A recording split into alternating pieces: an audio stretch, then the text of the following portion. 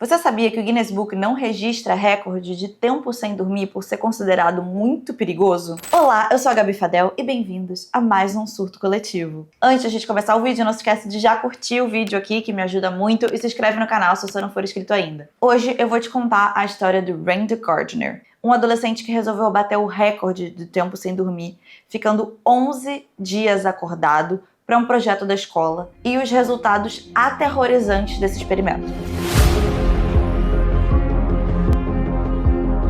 E aqui, a gente sabe, né, certamente você já ouviu falar disso, que ficar sem dormir ou não dormir todas as horas que você precisa por dia, né, é uma das piores coisas que você pode fazer com o seu cérebro. Mas isso a gente sabe hoje em dia.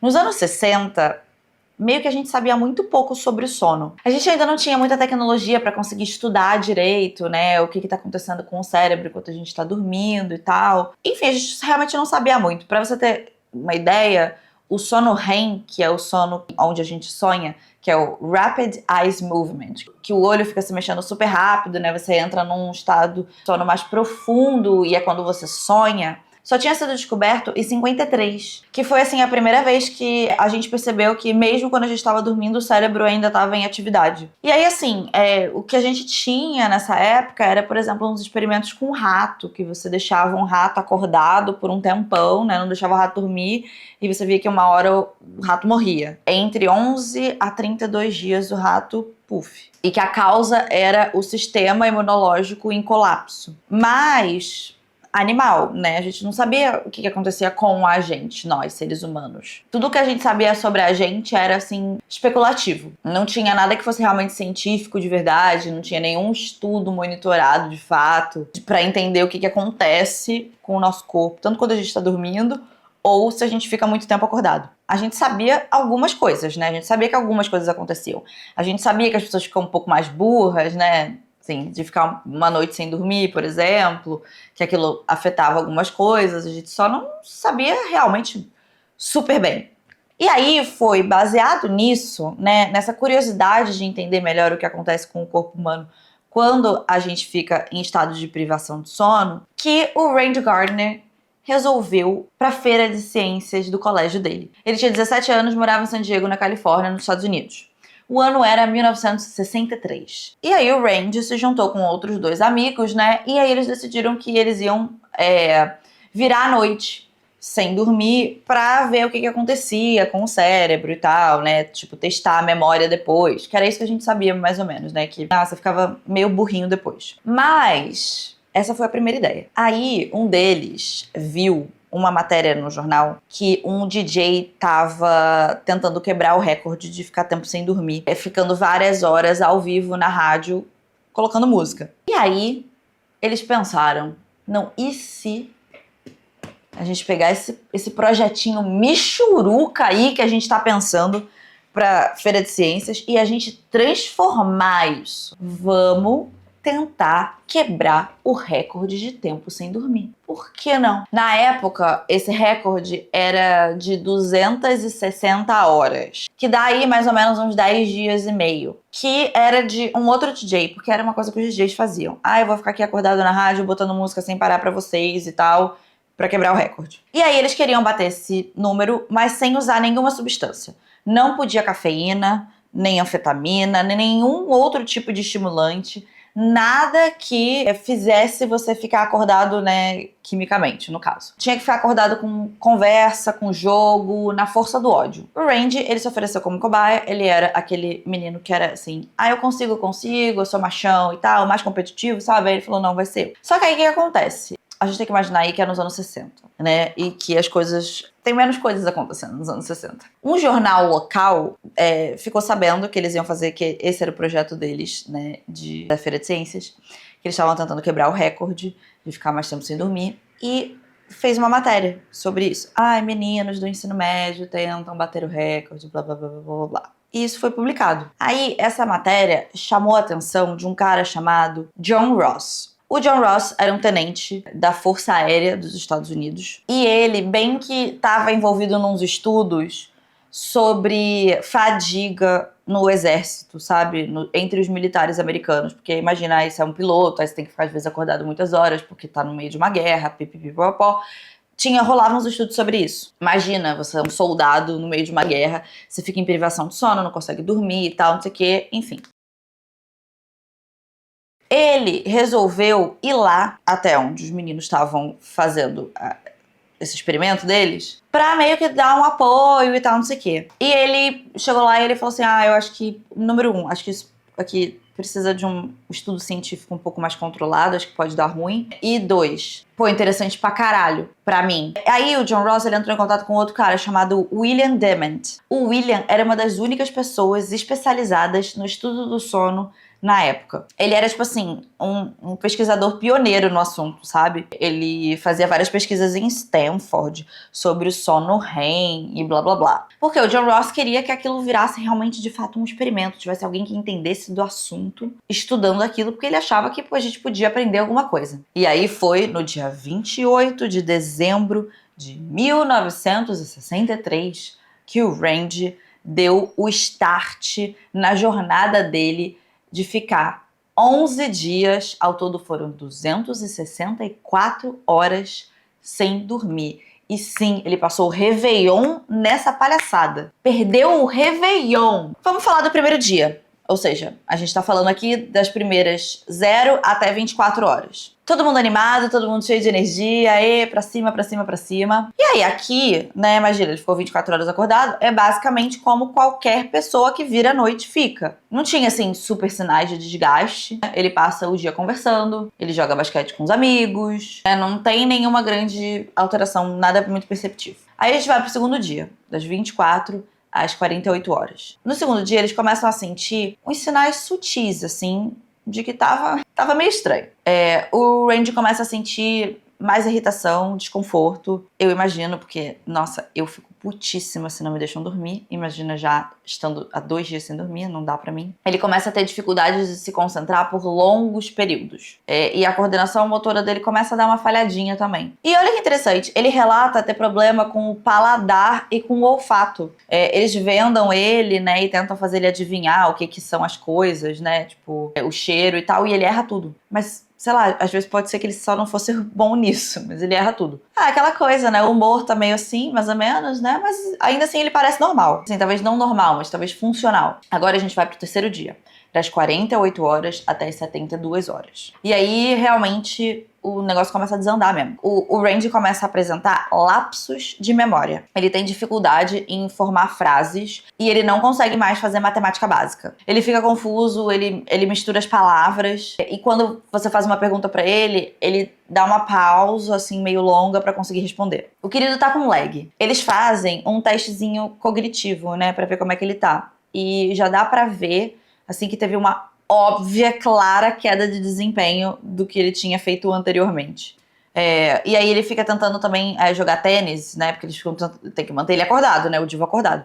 E aí eles ficam fazendo atividades. Aí ele joga tênis e ele erra o tempo inteiro também, que a coordenação motora dele já tá indo pra escucuia. Aí agora a gente tá no dia 4, das 72 horas até as 96 horas. E aí aqui a gente começa a entrar no território, assim, um pouco mais surreal. Porque o Randy começa a ter alucinações. E assim, gente, olha, não é qualquer alucinação. Porque quando você fala alucinação, você imagina o quê? Ele tá vendo coisa. Ele tá sentindo coisas na pele. E ele estava. Ele tava vendo coisa, ele tava sentindo coisa na pele e tal, coisa que não tava lá. Beleza. Pacotinho padrão, né, de alucinação. Mas não é só alucinação sobre coisas, por exemplo, que não são ele, são alheias a ele, sabe? Tipo, ver coisa e tal. Isso aí não é sobre você. Ele começa a alucinar que ele, o Randy, é um jogador de futebol famoso. Assim, ele mudou de identidade.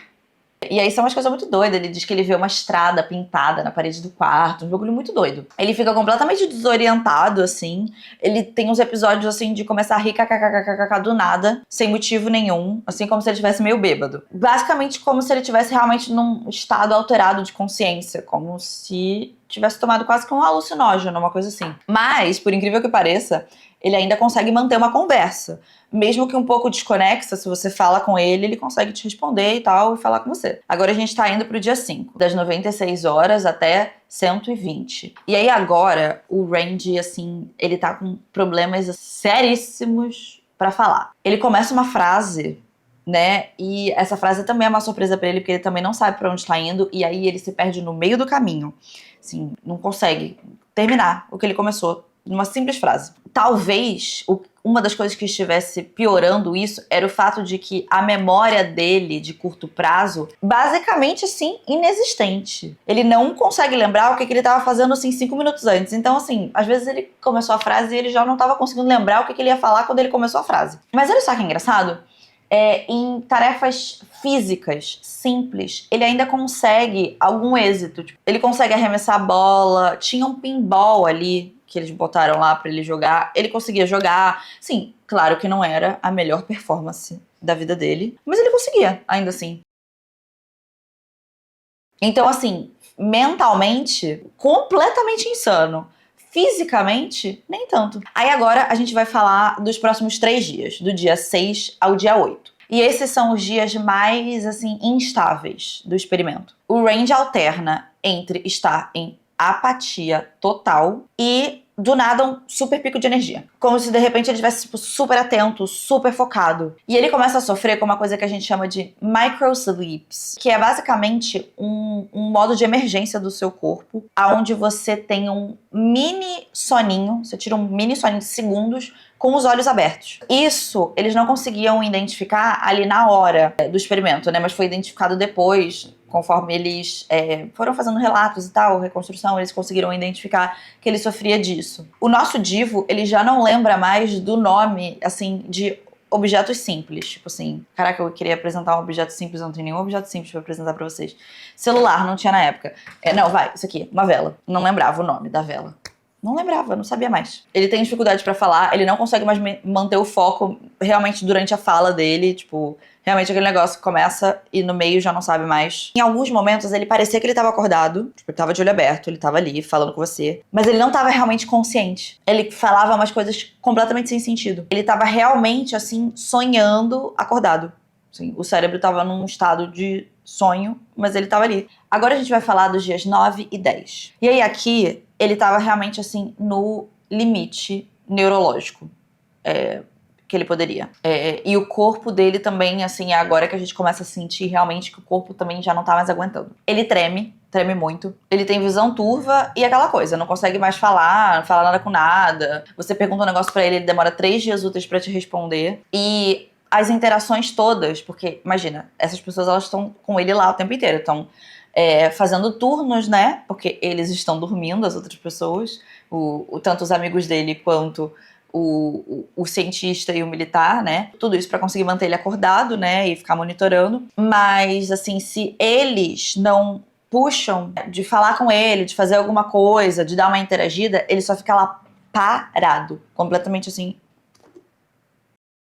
E ele também começa a entrar numa leve paranoia, sabe? Ele acha, por exemplo, que estão tentando sabotar o experimento, que estão tentando enganar ele. Ele começa a ficar meio doidinho. Não que ele já não tivesse antes, mas agora doidinho de um outro jeito. Mas, ainda assim, acordado. Apesar dos microsleeps, né? Acordado. E é nesse momento também que a galera começa a ficar um pouco assim, meio com medo, sabe? Tipo, esse cara não tá muito bem, né? Mas ele consegue chegar no dia 11 e fecha em 264 horas. 4 horas a mais do último recorde que tinha sido feito. Sem a ajuda de nenhum estimulante, nem café, nem nada. A partir daí, o experimento é encerrado. Eles colocam o Ranger num quarto escuro com uma cama e deixam o querido lá. Ele dorme por 14 horas, acorda bem, acorda com uma fome de 300 dragões, come, conversa com a galera e volta a dormir. E aí, nos próximos dias, ele dorme, assim, ele consegue viver a vida dele normal, tipo, acordar durante o dia e dorme à noite, mas ele dorme por muitas horas, assim.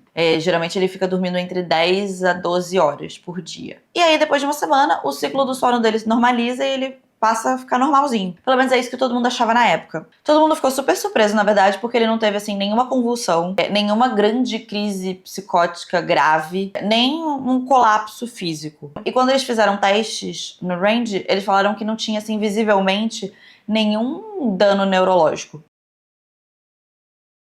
Mas o Randy falou que depois do experimento, ele passou a ter problemas crônicos de insônia.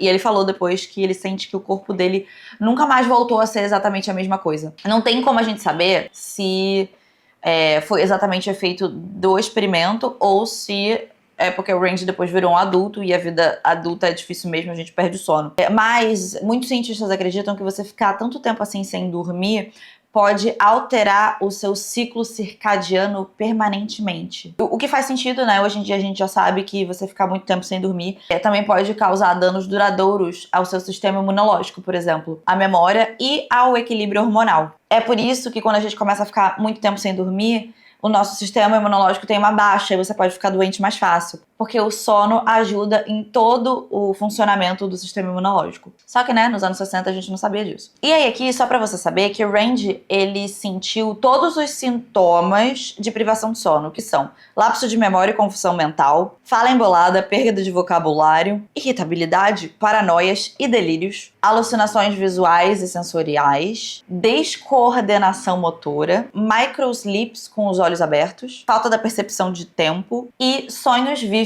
mesmo em estado de vigília. E aí depois que o Randy quebrou esse recorde, né, essa notícia se espalha e, obviamente, mais pessoas querem bater o recorde. Nos anos 70, uma dessas pessoas, na verdade, teria talvez conseguido bater esse recorde, que é a Lauren Weston. Ela, na verdade, participou de um evento beneficente, onde ela tinha que ficar se balançando numa cadeira de balanço. E ela ficou se balançando por 18 dias. Disse que ficou acordada por 449 horas. Mas, é claro, não teve um monitoramento médico como o Randy teve. Então, não tem como a gente saber realmente se ela ficou acordada todo esse tempo ou se ela acha que ela ficou acordada, mas ela estava, na verdade, dormindo, porque tem uma hora que essas coisas começam a se fundir, né? O Guinness até chegou a registrar esse feito dela por um tempo, mas logo depois eles resolveram retirar esse tipo de recorde do livro. Porque é aquela coisa, muita gente começou a tentar bater o recorde em casa, sem supervisão, e aí começaram a surgir relatos de crises psicóticas, surto de paranoia, colapso físico, galera que entrava em alucinação extrema. E mesmo que ninguém tenha, de fato, morrido disso, só os efeitos colaterais que isso causava já eram suficientes para eles acharem que o bagulho era muito perigoso, para ficar estimulando as pessoas a quererem bater esse recorde. Mas até hoje, o Randy continua sendo o caso mais confiável, registrado, monitorado, de uma pessoa que ficou tanto tempo sem dormir. E também fica de lição para os limites que a gente não deveria ultrapassar. E uma coisa que a gente aprendeu também é que o nosso sistema nervoso central, o nosso cérebro, é o primeiro a sentir os efeitos da privação de sono. Principalmente ele. O nosso corpo sente depois. Então, hoje em dia, a gente já sabe que não dormir é uma das piores coisas que a gente pode fazer pro nosso cérebro. Se você gostou do vídeo, não se esquece de curtir, se inscreve no canal, caso você não seja inscrito ainda, e vire um lindo e mágico unicórnio muito surtadinho. E eu vejo vocês no próximo vídeo. Tchau!